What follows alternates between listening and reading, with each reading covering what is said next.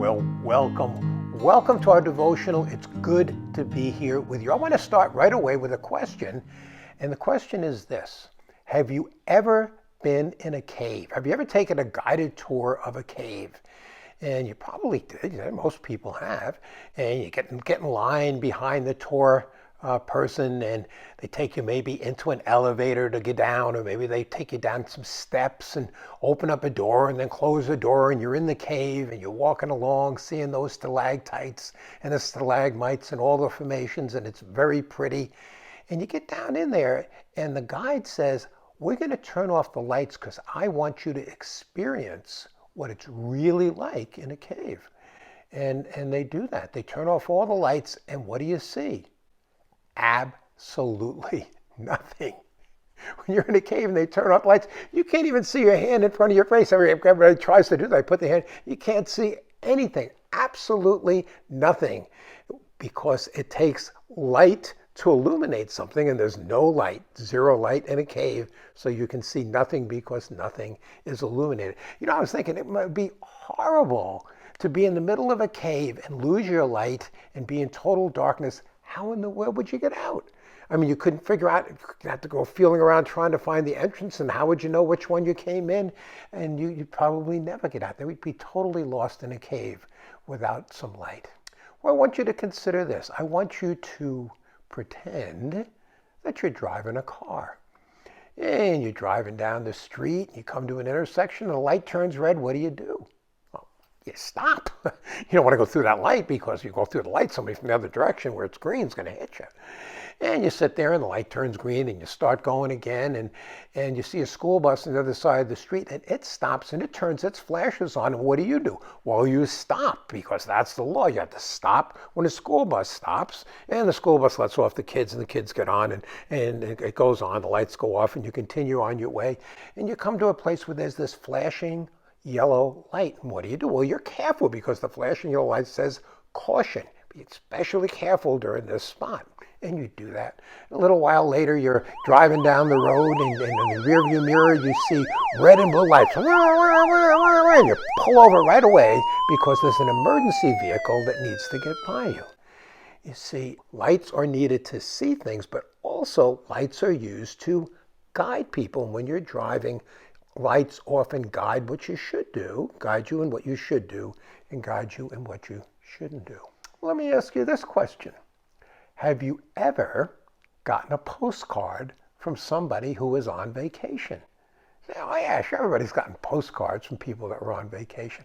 Well, I want you to imagine that you got a postcard from somebody who's on vacation in New York City. What is the picture in that postcard? What do you think it is? So, you know what I think it was? Probably the skyline, because the skyline in New York is so pretty. I think it's the prettiest skyline in the world. Of course, I'm a little prejudiced. I'm from New York City. But yeah, maybe it's a picture of the skyline. Maybe it's a picture of the Statue of Liberty. Or maybe it's a picture of Times Square. But I can tell you one thing for sure. On that postcard, there wouldn't be a postcard with a picture of the ghetto in New York City.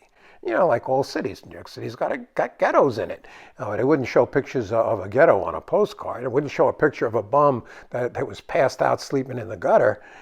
No, you would only try to pick pictures that represent New York City in the best light.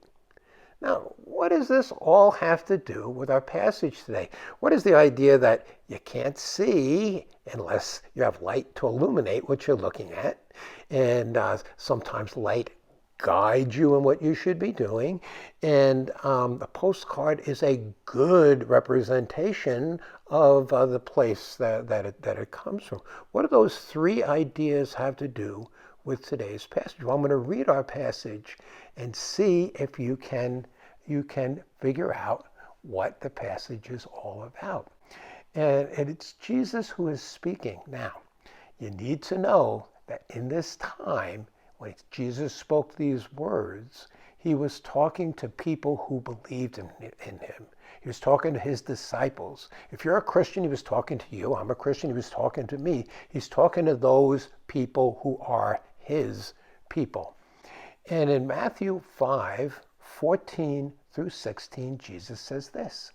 He says to his disciples, you are the light of the world. He says, a city on a hill cannot be hidden, nor do people light a lamp and put it under a basket. They don't hide it under a basket, but they put it on a light stand, and it gives light to all who are in the house. You must, Jesus says, you must let your light shine before people in such a way that they may see your good works and glorify your Father who is in heaven. So you see, Jesus is talking about city. You can't hide a city because of all the lights. You got to take a light and you put it on a lampstand. You don't hide that light because you want it to illuminate the whole room. You, as a Christian, are the light of the world. And you must let that light shine, all things that Jesus said. Well, how can we interpret, how can we understand this? You need to understand the symbolism. First of all, the world, you're a light to the world. The world are those people who do not believe in Jesus. Two kinds of people. Those who believe in Jesus and everybody else doesn't believe in Jesus. Those who don't believe in Jesus are the world. This is not a derogatory term. It's just a statement of this is the people who don't believe in Jesus. And so as a Christian, Jesus says, you are to be a light to those who don't believe in Jesus. Or don't yet believe in Jesus, sometimes people would say. So, what then is Jesus talking about by a light?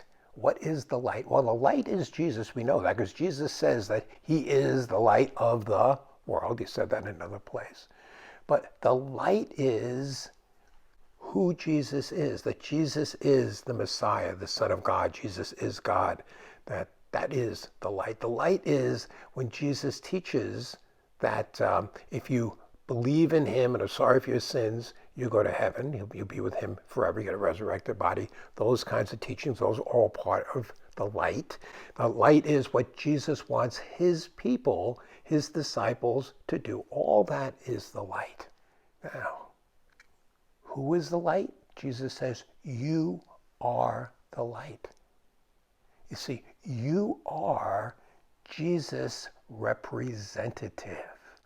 You are Jesus' ambassador. Think about what an ambassador is. An ambassador, say you were the ambassador of the United States to France. Well, you would probably live over there in France, and you would speak for the United States. You would represent the United States.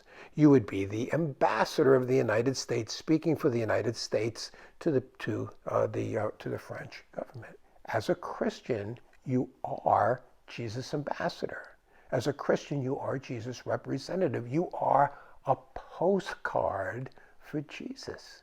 And Jesus says, you got to be a good postcard. You got to let you see your good works. You got to be a good postcard for Jesus. So what is Jesus teaching here? He says the person that doesn't know Jesus is like that person who's lost in a cave. They're in the dark. But Jesus wants you to bring your flashlight and shine the light so that they can learn the truth about Jesus. And you need to illuminate the truth about Jesus. Furthermore, you're kind of like all those lights that guide traffic. You need to guide people to Jesus and to the truths about Jesus. It's what Jesus expects his disciples, his people to do. Furthermore, it's really important, Jesus says, don't hide your light. Don't put your light under a lamp basket. You got to let your light shine to the whole world. Let it illuminate the whole room. And finally, like that postcard, you want to be a good representative, a good ambassador of Jesus. And I think this is what he was saying. Now, what's really interesting to me is that this teaching of Jesus is not a suggestion. He's not suggesting that you be a light. He says, you are a light to the world. Furthermore, he said, you must let your light shine. He didn't say, kind of once in a while. He said, you must let your light shine. You are the light of the world. You must let your light shine. This is not a suggestion. It is a commandment.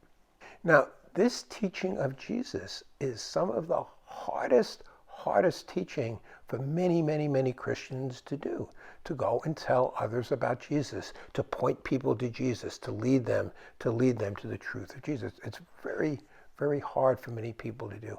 And I have a list of suggestions longer than I got a huge list of suggestions, but we don't have time to go through them today. I know all kinds of ways that you can let your light shine, and it's not embarrassing. It won't be hard for you. You can easily do these things.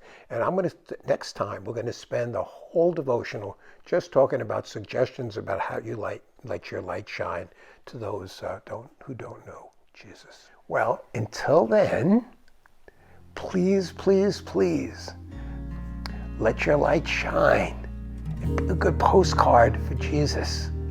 And there's only one other thing to say. Say it with me. Aloha. See you there. God bless you all. Thank you very much for watching. And I look forward to next time we talk about the practical applications of letting your light shine.